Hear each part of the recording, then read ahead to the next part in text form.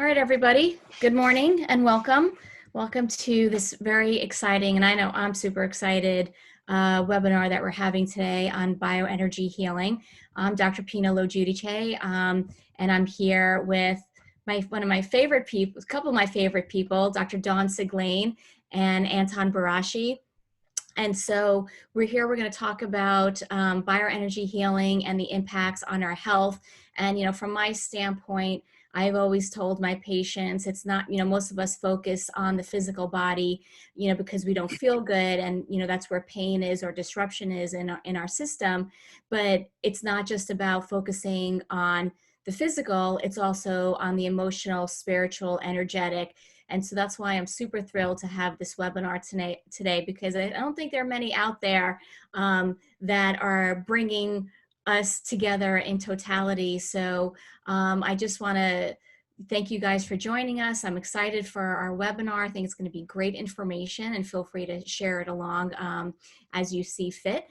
So first, let me introduce my associate, Dr. Dawn Siglain, who's a fellow naturopathic physician and acupuncturist. Dawn also does Reiki, and she is in our practice, our resident guru on meditation. And so we're excited to have her discuss this webinar. And of course, Anton Baraschi, who I adore and love, who I've had the honor to meet actually a few years ago now, right, Anton? Yeah.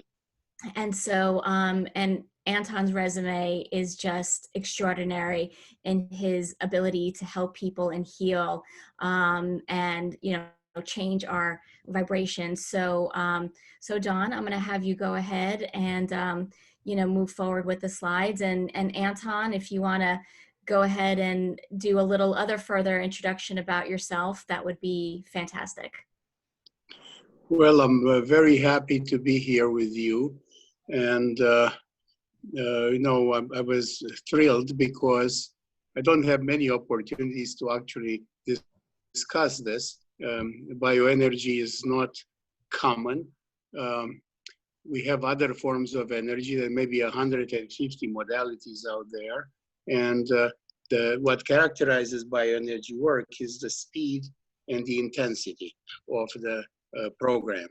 And, I started working in Dr. Pina's office about maybe 6 months ago. And I found this a match made in heaven. So I'm pleased to be here. Yeah, thanks, Anton. I mean, definitely, we love having you at Inner Source. It definitely has expanded our practice. And I know our patients have truly enjoyed having you with us because, again, Dr. Dawn and I will talk about, the diet and nutrition and other things and botanicals that people can do. And you just add such an extraordinary layer to people's health. And I honestly believe, expedite people's healing. I think people underestimate, how energy works and in our ability to heal even that much more quickly. So that's super exciting. So Dawn, I'll let you take it away. Okay, sure. And I just want to say what a pleasure it is to be here. And Dr. Pina has introduced me to Anton, which was wonderful. And I love that. So I first experienced energy healing as a Reiki practitioner. And then I was able to study under Anton with bioenergy healing, which has been really wonderful. And there's many benefits to it. And they're countless. So a lot of people have their own individual experience with energy healing, which I think is wonderful. Some people, they feel it. Some people love to talk about it and express it. Some people, it's a very individual experience. Some people love to do group sessions. So the wonderful world of energy healing, there's no limits to it. It's really wonderful. But I'm talking about bioenergy healing today. I think is great, especially if this is the first time anyone's healing about it. So hearing about it, healing about it. Okay, so some benefits here is that there's emotional and mental wellness. Sometimes there's a feeling of lightness also. Some people might feel that, which just provides a lot of relief in itself. There can be a lot of, with the physical pain, because we hold a lot of pain, the pain that we're feeling in our body sometimes is linked with that emotional pain. So when you lift that or find your way through the emotional pain, having that relief in physical pain happens. And, sometimes we don't have to overthink it. If the patient's feeling better, that's wonderful in itself. As energy healers and the way we're trained, we might understand it in certain levels. And then when the patient feels that relief, it's really wonderful. Clarity of thought. So even with our mental wellness, something like brain fog, a lot of people can feel that, if you're having imbalance in the body. So having that is really wonderful after a treatment. And then maybe a deeper understanding or awareness of self. I know I do a lot of lectures about self-talk and understanding that layer of what you're saying to yourself, what you're feeling, the way you feel about the world, interpret the world, things that may have happened to you during your life, and understanding that with that emotional awareness. Sometimes having an energy healing session, doing bioenergy with a wonderful practitioner, can bring some light to it in a situation where you're very comfortable. These bioenergy healing sessions, you feel cared for. You feel secure. It's a safe place to be able to tap into it, which could be wonderful in getting into that understanding. Sometimes empathy towards others. So having a perspective of understanding someone's other emotional perspective, and that can happen as a result of a bioenergy healing. And then the wellness journey that happens through the trauma to overcome. So working through an emotion can bring that as well, which can happen with bioenergy. So if anyone wanted to add anything to that. Yes, Dr. Pina mentioned that this kind of work travels through the layers of men's constitution, combining or improving the assemblage that we are, physical body, energetic body, soul, and spirit. Now, most of the traumas that we experience or illness originate in the soul. The soul is the place where we have our desires and drives, and through which we consume our physical and energetic body. In a pun, you wake up in the morning, the only thing you can do to yourself is make yourself tired, because recuperation occurs in a state of a vegetative state when you're sleeping. And this rhythm characterizes much of our lives. We are, so to speak, people of the three rhythms.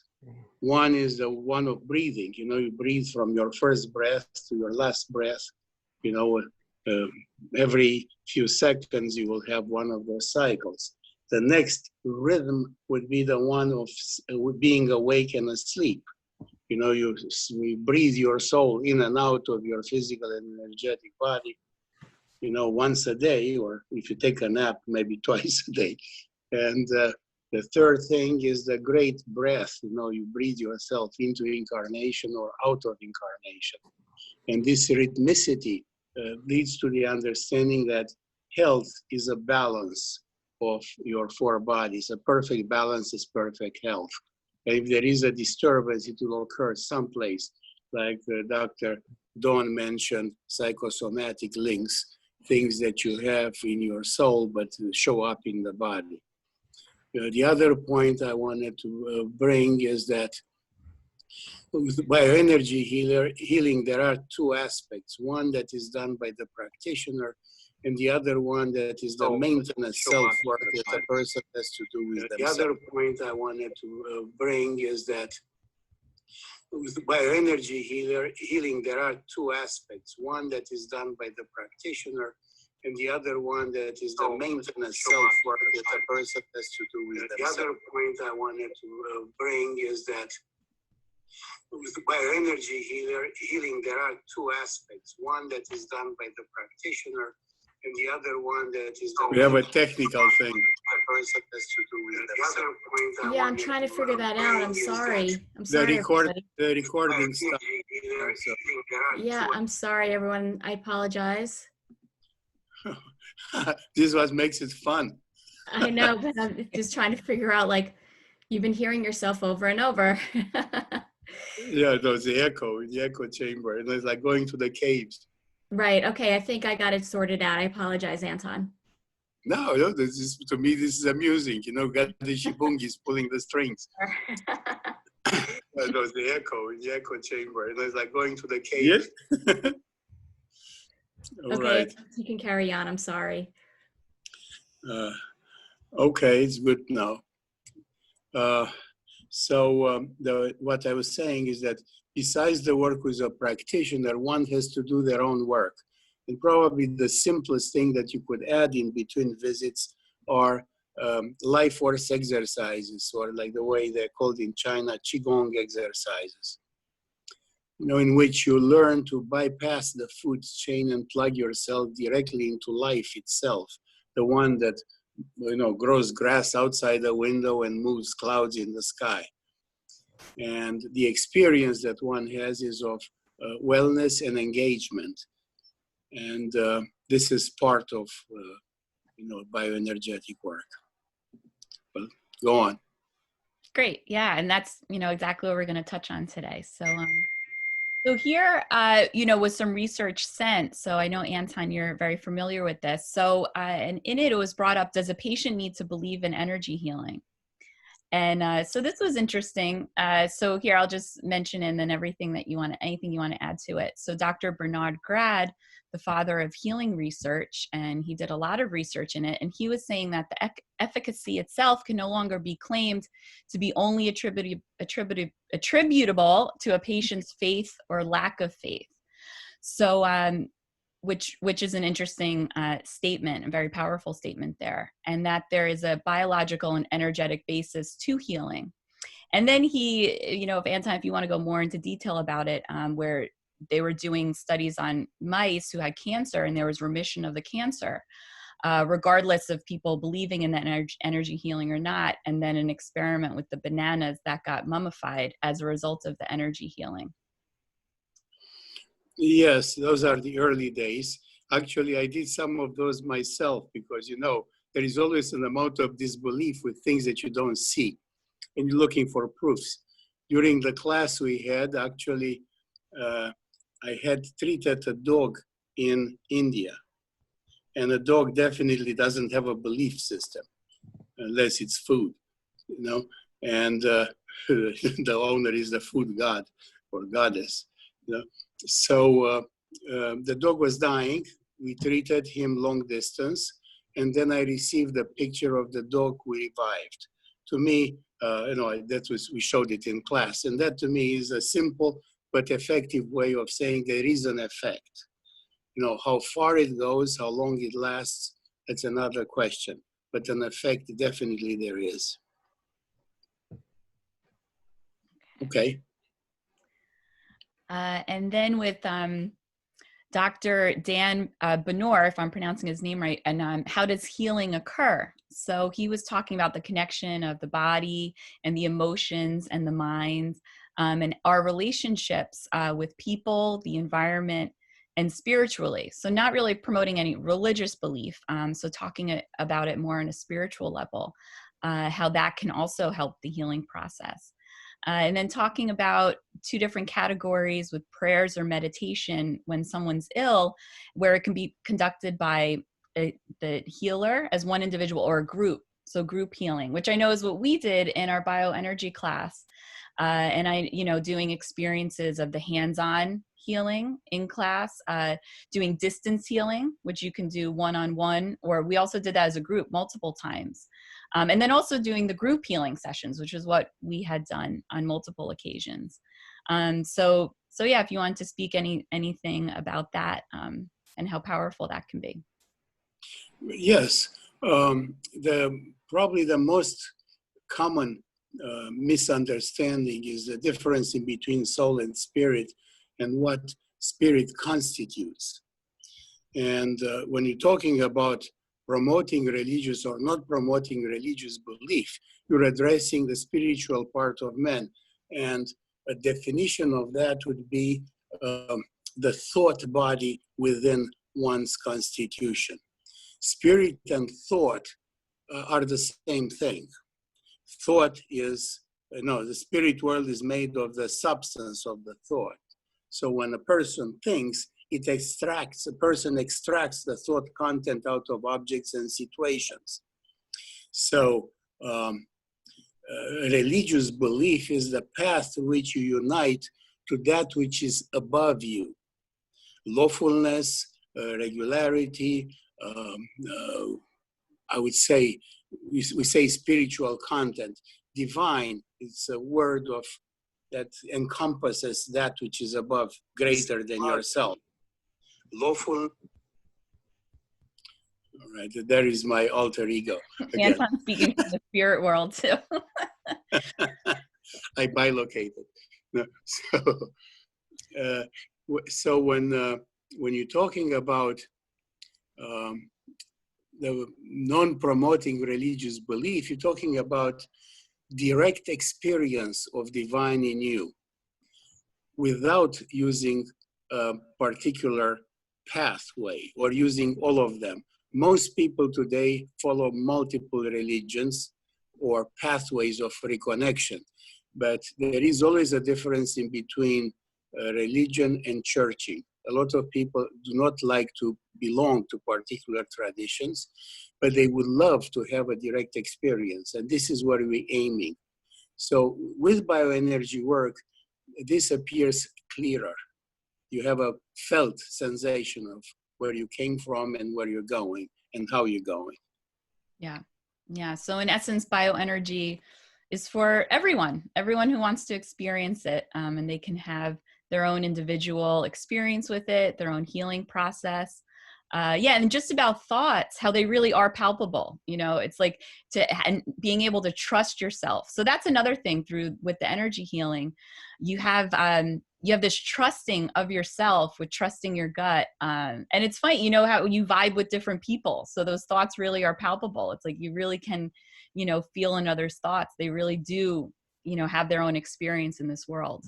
So, And if I may add, I mean, I just also think what the power is, and especially of what's, you know, I think unfortunately we have, you know, from a very early age in our childhood, we've, you know, the idea of intuition has been disregarded, but, you know, I think working with someone or doing some energy work brings you back to that natural sense of knowing of what your body needs and what your truth is or what your path should be. So I think, you know, remembering that, you know, that you do have this inherent ability and that, you know, what we call, you know, that gut feeling, you know, there is truth and a lot of power to that. And then even understanding that, you know, will help change your psychology, because, you know, the more we've been in shelter in place or in quarantine, you know, and the more I've been studying and researching about, you know, the power of mind and our ability to change our physiology with our thoughts, you know, if you could hold on to those feelings of,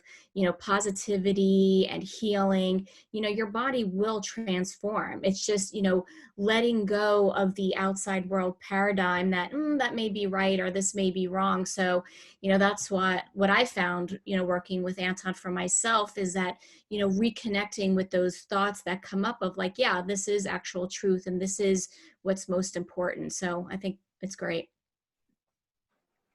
yeah. So then Dr. Benor also was talking about healing most effective when the healer participates. So, you know, if you know, participating fully to the extent that's comfortable for yourself. And then a lot of this, you know, it really goes along with naturopathic medicine, you know, coming back to nature, healing us and knowing what's good for us. So making healthy lifestyle changes, nutrition, exercise, avoiding toxins, relaxation, meditation, spiritual practices. So whatever that means for the individual. And then this intuitive awareness that we're talking about. So, you know, Anton, if you want to also add to that, but it was nice to see that, you know, complementing also, you know, how I practice with my medicine too. Indeed. You know, one point I would like to make is that what we call destiny has a program. You know, you come with a set of desires. I would say that karma, or your life course, is driven by desire. That's why a person becomes a healer, the other one becomes an astronaut, and the other one a gambler.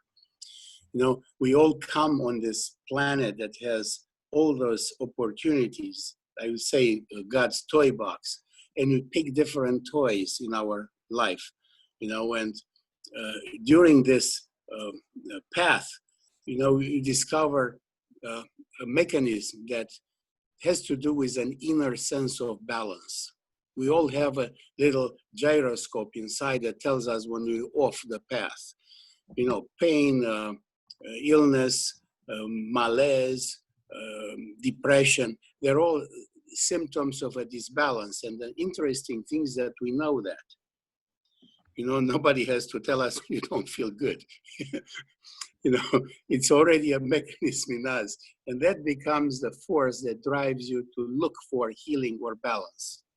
So all those things that you have mentioned, this great new vocabulary or path, exercise, nutrition, life changes, as you go down this diagram, they're all components into forming a balance either through the inner work or through external help. Medicine and justice, if you remember, are using the same symbol, which is a scale. So a balancing is understood as being, what is needed. And, holistic is about being whole, being in a state of balance, in a state of homeostasis, not only individual, but also in the society and the universe, because simply put, karma is the universe's homeostasis.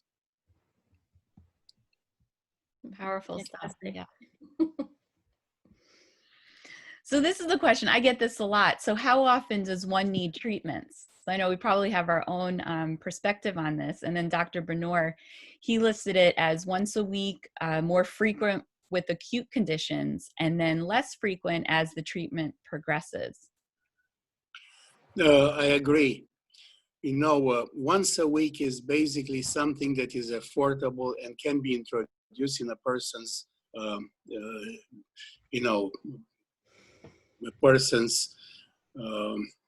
schedule. But when you have an acute condition, is the frequency that helps. Like, let's say in a cancer client, you work every day, sometimes even twice a day, morning and night. Because to instill change with something you don't see, you need intensity. You're basically teaching an old dog a new trick. You have to change something so that it can be done through intensity. In China, for example, the cancer protocol is 21 days, one after the other. And, affordability is another factor. You have to work around that to make it possible. Less frequent as the treatment progresses, maybe need a tune-up once a month. And then the ideal thing is not to need it at all because you take care of it by yourself. And that is what I call the healer's paradox. It's the healer's paradox because you don't really want people to come to you. You want them to be healthy, you want to be joyful, you want to be in charge of their life. But if you can put them back on their feet fast, then this is where the joy and the satisfaction is derived by the healer. Right. Yeah. Yeah. Ultimately, you want them to refer their loved ones to you so they feel better, and then they pass it on. So ultimately, then you can be able to help other people. Yeah, I know with my experience, when I was first starting with energy healing as well as receiving it, I would get so tired. So I would be really, really fatigued after it. I had more chronic conditions with it, but I've used it for acute conditions also. I'll have to fill you in, Anton, on what Anna and I had done doing the dual bioenergy healing. It was really, really powerful, really interesting. But always, in my experience when receiving it, as well as giving and doing treatments, it's always so different and unique. You never really know what's going to happen. And that's kind of the beauty of it also. But yeah, having the time to, commit to a health plan or wellness plan when you can have the sessions, being able to do the distance and the Zoom sessions is of a convenience now. So yeah, there's all different ways to look at this. Really depends on the person. Yeah, it's a good thing, because bioenergy healing can be done non-local. You could do the Zoom. It actually works quite well. And if your person starts doing the exercise on their own and does all the other things like nutrition or healthy mind practices, like positive thinking, things add up. Things add up, and then they bring this synergy, and they bring cooperation, and they bring the good part of society to the fore. And then I say this essentially ends up being a good game of tag. Good principles get passed along, and a lot of people experience the wellness, and they form a community of like hearts, because this interest breeds development, not only physical, but also of a soul and spirit nature. Yeah, 100%. And then Dr. Bernor, he commented on what conditions respond best. So I know sometimes this is a question I'll get, how can you help this or how can you help that? When in essence, it goes much deeper than that. But to put it in perspective, he responds that almost any physical and emotional condition, and then he lists a bunch of them. I won't list them all here, but everything from headaches to multiple sclerosis, fractures, arthritis. I think it was interesting when he mentioned with diabetes, how it responds so quickly. So I don't know if you've had any experience, but he said that he would often have to tell his patients that they may have to lower insulin pretty quickly. In some cases, especially in the early part where the pancreas is not atrophied, it's possible. You get a lot of action. But if a person is ingrained and has been there conditioned for a long time, it requires repeated entry, and it's probably you could get some improvement. What I love about Dr. Bernor, he's a recluse genius, and he accumulated all this wealth of information and studies, and he's practically unknown. I basically love the guy. He's from Britain someplace, and I think now he's in Canada, and but he's got all the training and the license and the knowledge, and he was passionate for many, many years. He collected, I think, he has the repository over 200 studies about energy work, and he wrote several books. Wow. So I'm glad you brought him to the fore. Yeah. And then he wrote that it was sometimes there'll be that initial brief increase in pain where he says indicating a shift of the body's energy for the healing before the release. I'm glad you picked up on that, because this is one of the difficult things to explain. In homeopathy, it's called aggravation, and it's considered a very good thing. The same thing with energy work. It means that you moved the energy, only you moved it in the other direction. It's like pushing something over a hill. So an increase in symptom is actually a very good sign. And you trim the sails to the wind. You trim you adjust the energetic program to address that. Probably with a topical application of energy and removing pain or lessening the symptoms. But it also gives you a direction. Instead of adding, you subtract. It's an orientation. So an energetic healing conversation occurs when this symptom shows up, a brief increase in pain or symptomatology of the same kind that you had before. Yeah, which can be scary and weird. As a patient receiving it, you don't always want to hear that, but it's part of the healing process. Sometimes you have to get worse before you get better. Sort of like a fever, if people can relate to that and not wanting to suppress the fever, as long as it's not getting too high, but letting the fever ride out, it's that body's innate way of trying to feel better. So in a sense, kind of a little bit of a correlation there. And then also the efficacy he mentioned of long-term depression, and then that stress, and he termed it as self-perceived stress. So I think that's so important. I know with patients, I'm always asking them, how much does stress affect you? Sometimes people laugh about it. They're like, doesn't everyone have stress? And I say, yeah, but it's all about how you're responding to it and how you can, and I always ask them to rate it on a scale of 1 to 10, 10 being the most. So I think that's a really interesting observation. of long-term healing, and how people also have relief if they have anxiety, because what a lot of people feel after a bioenergy healing session is that relaxation. So really tapping into their parasympathetic nervous system and being able to relax. And that in itself is very healing. Yes, it's that particular relaxation is something that everyone knows, but is being induced into a person because bioenergy work is based on a, I would say, something we all do. We originated our bodies in someone else's body.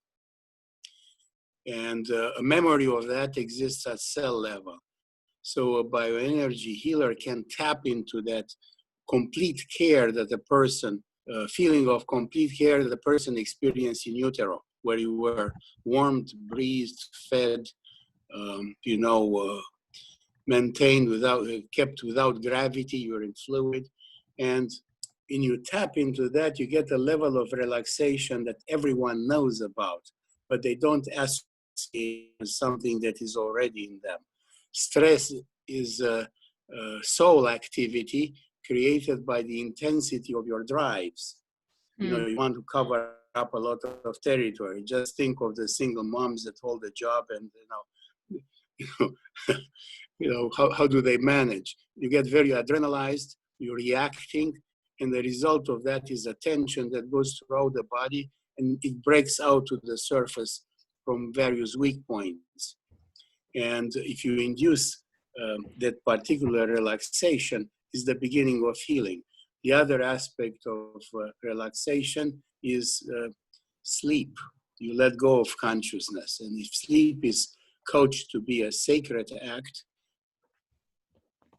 put yourself on the altar, you send yourself to the spirit world, and you take care of that.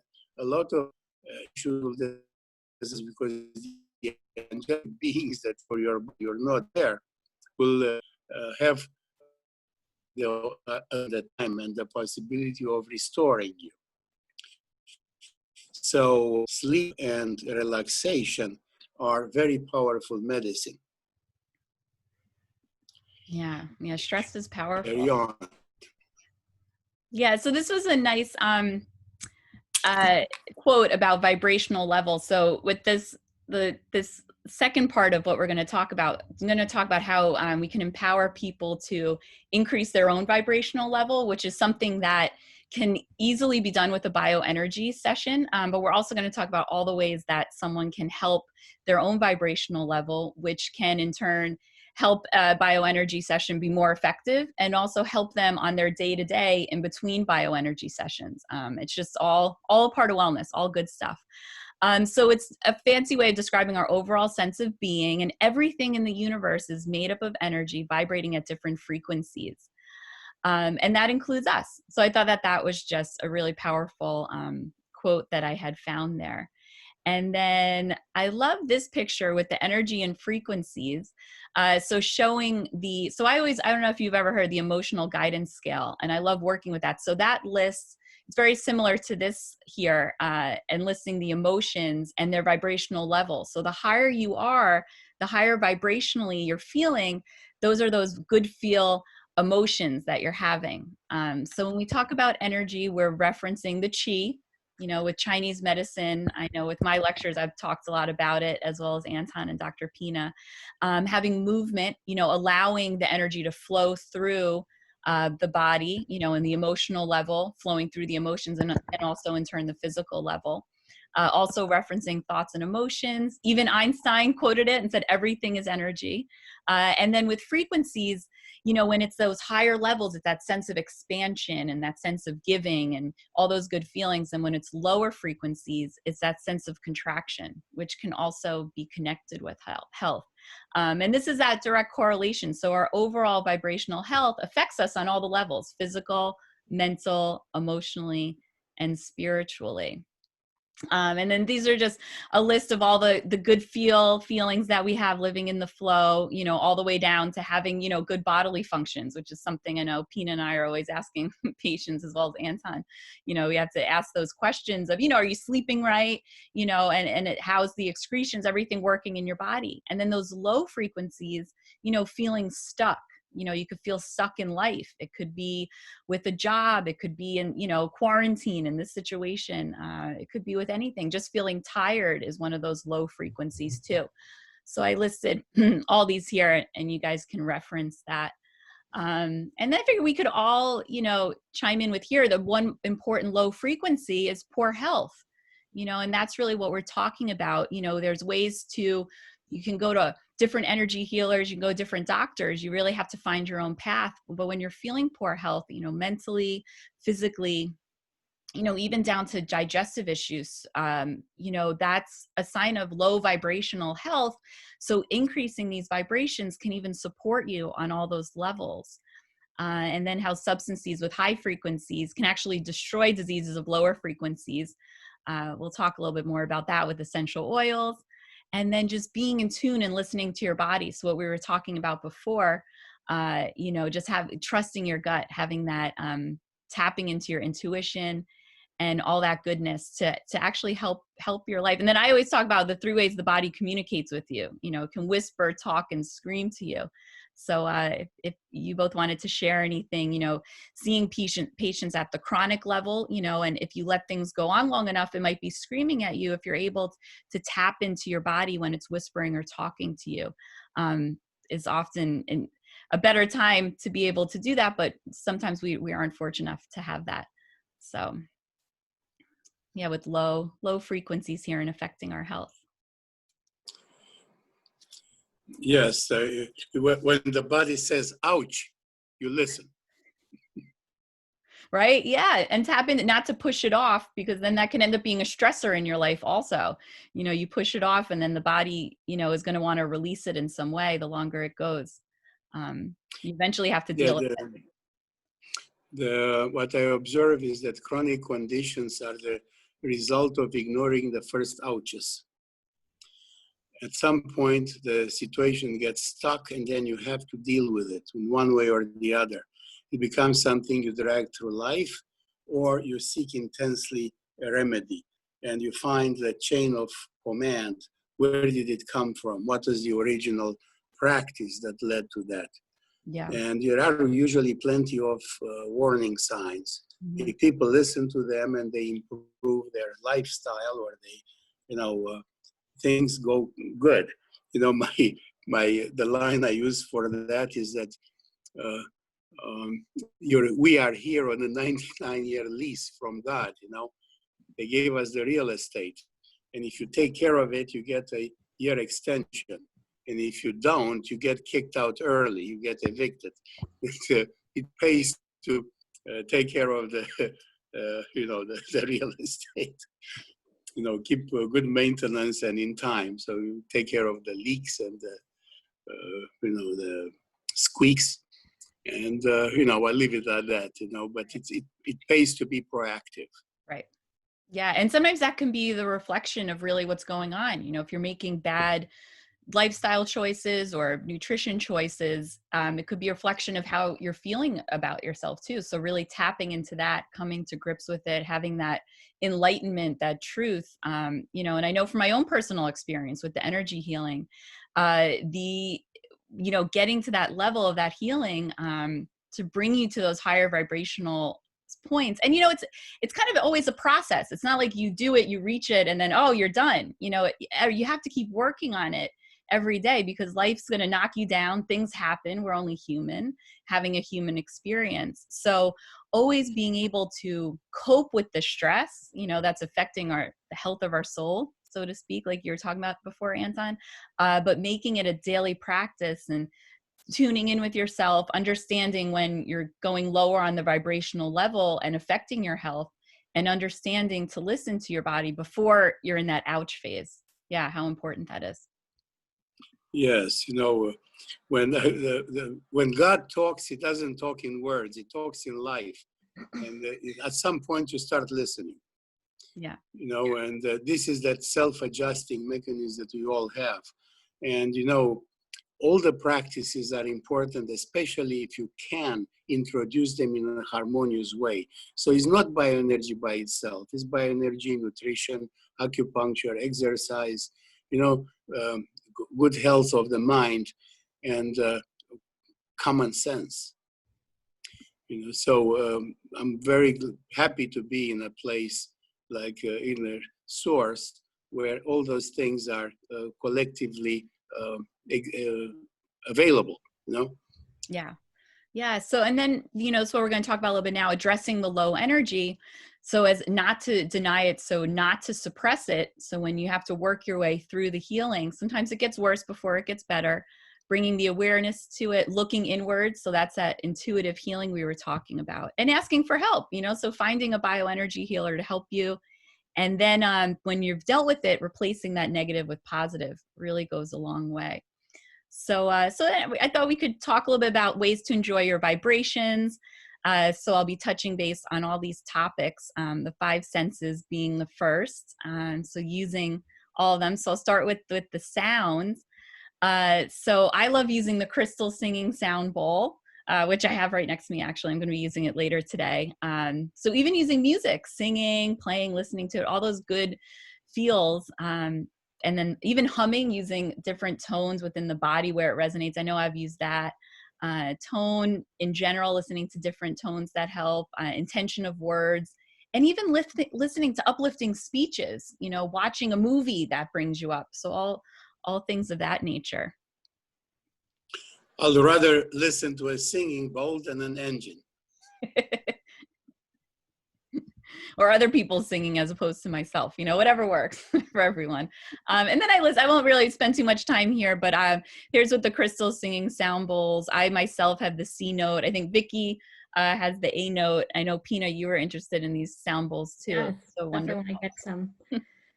And then using colors. And I don't know if you guys see auras. I know, Anton, you've talked about that also, in different colors, representing healing, or seeing that as a healer is also interesting too. And then, Anton, I know you'll talk a lot with the third eye.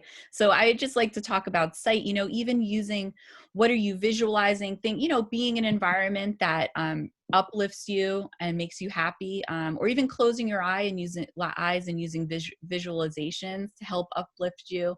And then that intuition and empowering your third eye can be really powerful to the healing process. Yeah, I would like to add a little clarity. When people talk about the third eye, they look at me and says, "What do you mean? I don't see a third eye." So I show them one of those Hindu pictures where there is a third eye going the other way, not vertical. And we don't really have a good understanding of that. But you mentioned, Dr. Dawn, you mentioned a few seconds ago visualization. So the inner capacity of perceiving images is referred to by some people as the third eye. But the activity that takes place in this inner visualization is of different kinds. There are things that come chaotically. Some things are like, let's say, an engineer looking at his mind at a bolt. You know, that's a different kind of activity. And then there is the one in which you see patterns and events sort of stringing one from the other one, telescoping out of another one. And that is when the activity of the third eye starts, when you see ahead of time. You see the pattern and what may come that way. You also extend it into the past and see the pattern, how it became what it is. Like if you look at your table and you see some objects in there, each one of them was placed by someone's hand, and you start figuring out in your mind, seeing how they got there. That would be a third eye experience, you know. It's not visible with your physical eyes. It's visible with your mind and that inner image capacity. Yeah, powerful stuff, for sure. And then using touch. So unfortunately now we are really depleting, you know, of this, you know, using touch. But you know, with the distance healing, you know, we can experience that in a way of distance. But you know, with releasing that oxytocin, the love hormone, with that bonding sensation. and that feeling of belonging. So, you know, we'll get back there I eventually. believe that I want to interject something. I believe that this is a great opportunity to experience sensory deprivation, which will make you appreciate the touch when you get it back again. Because truly, you don't know what you have until you don't have it anymore. Right. Yeah. So it's a great opportunity. Yeah. Appreciate it. Yes. That reminds me of the float tanks. I don't know if you've ever laid in one of those. Oh, and then the experience after that when it all floods back to you, your senses. Powerful stuff. Yeah, I love that. That's a really good point. And then with smell, so, you know, igniting, we've got that first cranial nerve there. And we can actually, you know, smelling things can transmit the signals to the brain. And this is where essential oils are really powerful with increasing our vibrations. And so yeah, so then with frequency, so just see, you know, every motion has a frequency, some stronger than others, you know, all correlating with our energetic capacity in this world. And this was interesting. So frequency of the body, so comparing a healthy human brain, a healthy body, and the megahertz that it holds, and then a diseased body. So you see the the frequency starts to decrease. And then with the flu, it decreases another point, and then different infections. And then saying that when the body then begins to die, the frequency starts dropping below 25. And then this was a picture with all the chakras that run between us with the colors and then emotions along with it. And so Anton, so if you had any comments on that, I thought this was interesting. Low frequencies can help with the physical changes, then emotional changes, and then those higher frequencies of when we have those spiritual changes.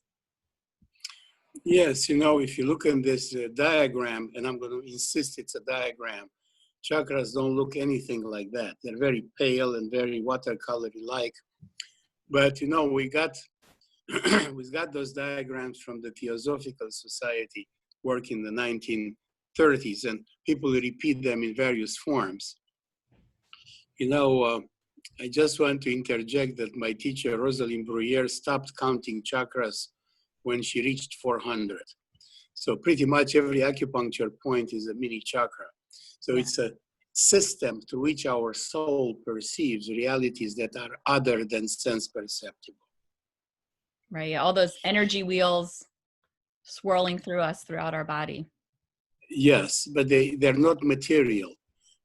However, what you call frequency is the perceived speed of activity in those parts of our constitution.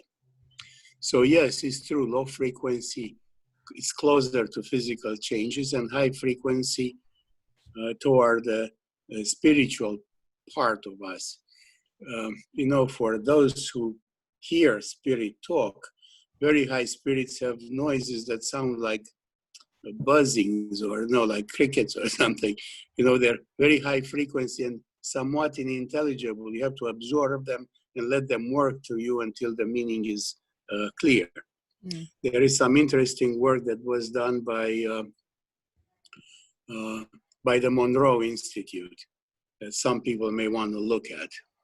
You know, healing through sound, binaural tapes, and so on. Mm. Yeah. Now, this is very nice. Essential oil benefits. I love this. It smells nice already. Yeah. Feel so at peace and calm. Yeah, so this was interesting. So this lists all the different frequencies. So yeah, Pina, I don't know if you wanted to share anything with this, but I thought it was really interesting how they broke it down.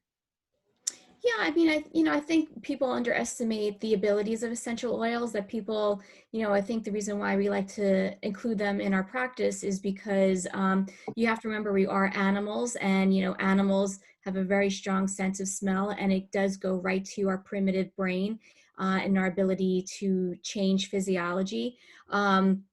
So I know Dawn and I really appreciate using them in terms of, again, depending where someone is at, it can be, even as simply used as, you know, when someone's in the beginning of their health journey of like using basic oils like lavender or chamomile, again, that in itself will help the person shift their energy and help remind them, oh, this is what relaxation is like. And, you know, and as you work on your spirit and on your health journey, you know, then you can get to some of these higher vibration oils because they'll actually smell like you need to use them. You know, sometimes it's really funny when and I don't know if Dawn or Anton could speak to this as well, where it's like when they smell something, it's like, oh, it's no good. It's like they're not quite ready for it. Or sometimes I'll say, you know what, just try to smell it anyway, because I think it'll push you in a direction that you may need. So I don't know if you guys feel the same way. Yeah. Or it's sometimes being at home, you know, some family members might not like a certain scent, but you like it. So using a diffuser might be tough at home, but there's different ways that you can apply, you know, with the microsystem of our hands or our feet, using a carrier oil and then putting it on, you know, those distant part of the bodies. And then I even found where it was saying how it can absorption through the feet or, you know, using any different microsystems can reach the organs in 3 seconds, which is pretty powerful, you know, working its way through the body. Well, what I would like to interject is when we're talking about scent, we're talking about astral quality, things about the soul nature. You know, when we're talking about taste, you're talking about etheric nature or life force energy. So simplify, you take a fruit and it tastes bad, you throw it away because there is not a good energy into that fruit.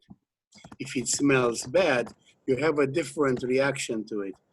You know, on the other hand, you know, there are reports that when saints show up into someone's life, one sense, you know, lavender or rose. And it's good to pay attention to those little things. But the clarity is that, you know, scent is about astral or soul nature, and taste about etheric. Interesting. Yeah. So speaking about tasty food, taste being, you know, another one of our senses that can guide us towards what could be good for us and through the healing process, and how the food carries energy. So just, you know, to piggyback off what Anton was saying. And then getting that connection to higher consciousness, you know, so connecting with nature, eating food from nature, connecting to the universe, and then being in tune with ourselves, with what food is good for us, you know, what may be good for someone else might not be good for you, you know, and vice versa. So, and then. You know, when you buy strawberries at the store, you know, some of them look beautiful, but they have no scent or taste. They taste like a watery fiber. And then once in a while you get some crummy ones. They don't look so good, but they have that strawberry of the forest scent. So, you know, the closer to nature, the closer to its origin, the better that scent tells you something. You know, but this is good stuff. This is organic. This was loved when it been cleaned and planted, and you actually see the care that people had on that food substance that they present to you. You know, so it's important to pay attention to this, and I'm glad you brought it up. Yeah, foods is the highest frequencies. Yes. Yeah, food is medicine. I love all of that. It's so powerful, you know, not to be underestimated. So it is important what we eat, you know, and so I just listed this, you know, I won't go through it, but I thought it was a great reference to have, you know, with foods with the highest frequencies. And then I found this information with the frequency of foods, which kind of correlates with that last slide. And that processed and canned foods has 0. So there's 0 frequency, which was just on that last page. And then you go up the frequencies of food with fresh produce. And I thought it was interesting comparing dry and fresh herbs, with fresh herbs being higher on the vibrational level there also. I like the way the picture was made. It's an artwork, you know, it had a palette over there. Yeah, yeah, it was beautiful, right? Which makes it, you know, feel a higher vibration as it is just looking at it, right? And then, so I love this increasing frequency in food. I know I've experimented. I remember in med school, I did Reiki at the same time on my friend's lunch because she wasn't feeling well. And so I decided to do Reiki at the same time. My friend who does cranial sacral, he also did his energy healing. So we both knocked it out with two different types, and it actually warmed up her food. And I'll never forget how she felt so good about eating that meal. And she, it went back in time. Her mom never cooked for her. Her mom didn't like cooking, so she had a bad relationship with food as it was, and she would just always, eat food on the run. And we did that session on it, and I'll never forget. It was the first time I did it, and it still sticks out in my mind. But just cooking with love, having that gratitude, and then if anyone wants to share any energy work experiences on food, I know we did it in class when we were working on the brandy, was it right? Or the yeah, we changed the taste of brandy and kept a sample of the original taste and compared, and it's palpable. Palpable. You taste the difference. Yeah. I was joking that once you know how to do that, you could buy cheap liquor, make it taste good, and you put up a shingle, and there you have the profit. Yeah, the most delicious elixir in the world. I remember that. That was a really cool experience. Powerful stuff. Yeah. And then, so this was interesting with prayer, really setting your vibrationals up to the highest good. It's that time to organize your thoughts with, whether you're asking for prayer for yourself or loved ones or for the world. And I thought this was interesting with the Time CNN poll that 82% of Americans believe that prayer can cure serious illness. 73% believe that praying for others can cure illness. And 64% want their physicians to pray with them. So, more than half of people believe that. So I thought that was interesting in that poll. Yes, it introduces a dimension of that which is higher than us, to which we want to be connected. And prayer is a way of connecting that, bringing that into consciousness, our awareness. And we all instinctively have that desire. Very few people don't. Yeah. If they do, they define themselves in a negative way from that which they have come from. But really, when you have that in a collective body, it's actually felt. Mm-hmm. There is a consistency of soul substance that one feels when people are praying together. Yeah. Or, invoke the presence of divine in our midst. Yeah. And prayer can provide that hope, and in hope, there's so much healing, which is powerful. And then meditation, we've been talking about that throughout how that can be a really powerful reset button. So a great practice to have in between bioenergy healing, and just incorporate that into your life, how relaxing it is and grounding. You can tune into the third eye, there while meditating. I remember you were talking about even just thinking about that point. And all that and then mindfulness can decrease blood pressure. So I just attached a study there if anyone was interested in seeing that. Meditation can be described as when God talks to you. You take in your mind. Meditation is basically living in thought. You live in thought instead of living in your sense perception. You live in thought, and it will take you places. Like you think about a subject, or you meditate on a. It could be a fruit, an artwork, doesn't matter. When you take your thoughts in there, they will lead you. They'll give you the next step. And that is an experience that it's empowering. And when you say it has health benefit, it does.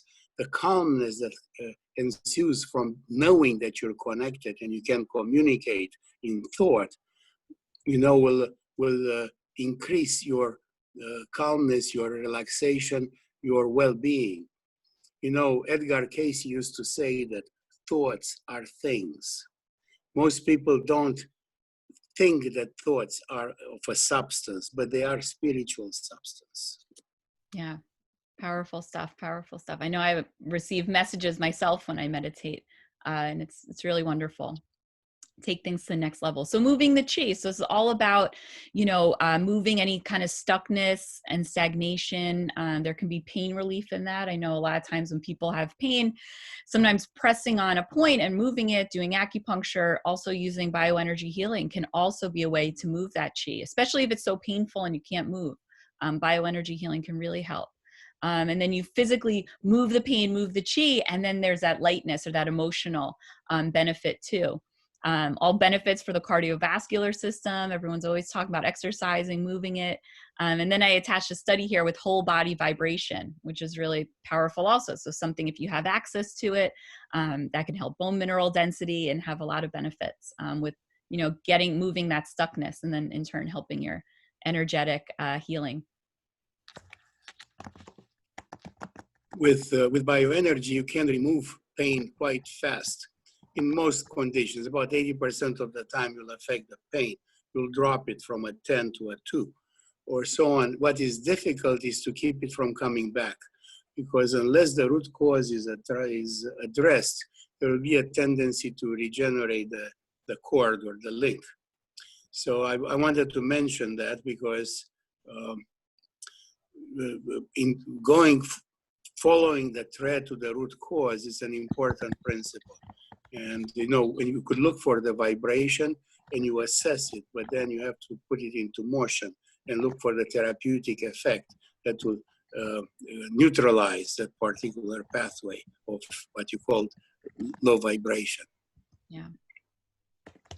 Yeah. And then I just love to always touch on this, getting out into nature. There's that benefit of all those negative ions, nature's mood medicine, helping us to ground each other, and just attach some research of the benefits of sunshine and vitamin D, and all that good stuff. And then love, how we all know ourselves, and, doing all of, everything that we've been talking today, all these ways to help our own healing, increase our vibrational healing, taking the time to find a bioenergy healer, do this energy healing, is that means of self-care, that in itself, you're telling yourself that you love yourself, that you deserve this, you want to feel better, you're seeking that. And certainly energy healing can be a way to do that. So in all different ways, cooking with love, having gratitude, a gratitude practice, which is something so easy that you can do. Just waking up and saying 3 things you're grateful for. Or there's a way, I remember my friend told me about this, just saying, I'm thankful and grateful and appreciative of, and you just keep repeating that for like a whole car drive, whatever it is. And you feel better, it just really uplifts you. So many ways, of giving and receiving love, being able to receive love. Sometimes that in itself can be a hindrance. Some people are such givers, they're always giving love, and then they don't even know how to receive it themselves. So really taking the time for yourself, for your own healing is so important. Yes, it is. If you take love and you meditate upon it, you may find something very surprising, that at some point, everything that we're made of, everything that we are, is some form of condensed light held together by love. It's in every fiber, in every manifestation. Gravity is a form of love that Mother Earth has for us. And you keep going on it, and you'll find yourself filled with fullness. Right. And that higher vibrational, that healing, that goodness. I love it. So just to wrap this up, tie it all together, everything we've been talking about. So the way that, everyone can try and increase their vibrations is finding a practitioner that you vibe with, so there's tons of energy healers. I listed them all here. We were focusing on the bioenergy today. So I hope that, this enlightens some people, opens up some people's minds if they haven't heard of it before. And then I love this quote: when we raise our vibrational frequencies to love, new doorways to healing appear before us. And Anton, we listed your contact information at the beginning. If you wanted to list that again, how people can reach you. Yes, my website is www.energeticrejuvenation.com, and the phone number is 845-772-7200. And I work out of Dr. Pina's office. That's another way to get me. Right.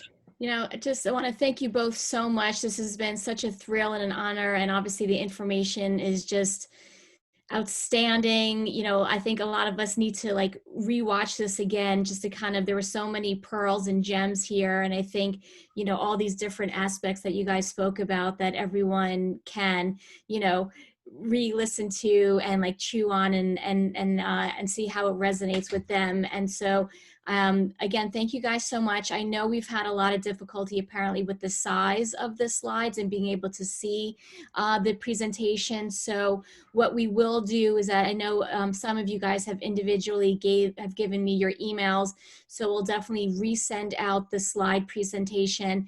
We will be posting this recording on the Inner Source Health's YouTube page. So if you go to YouTube and just look up Inner Source Health, we will have the recording of this. We've been on Facebook Live, but with regards to the slides, I think what we're going to do is just for the people who have signed up as a participant and those who have given us your email, we'll resend out the slides so you guys can look at those and get Anton's contact information or mine or Dr. Dawn's.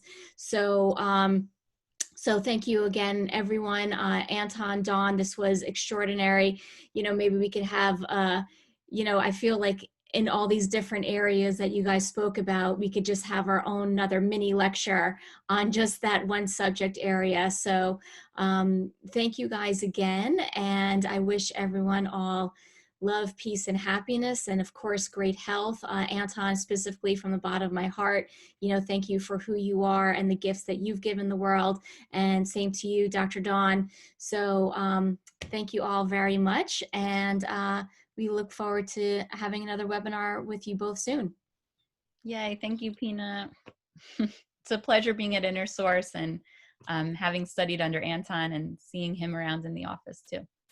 Well, when we're back there. When we're back there, right? All right, Anton, thank you so much. Thank you for having me. It was a great pleasure to be with you and, you know, and Dr. Dawn, and going over things that are the essence of like hearts. Amen. Absolutely. All right, everyone, have a beautiful rest of the day. The weather should be nice, so definitely enjoy it. Wonderful. Many blessings. Bye. Much love.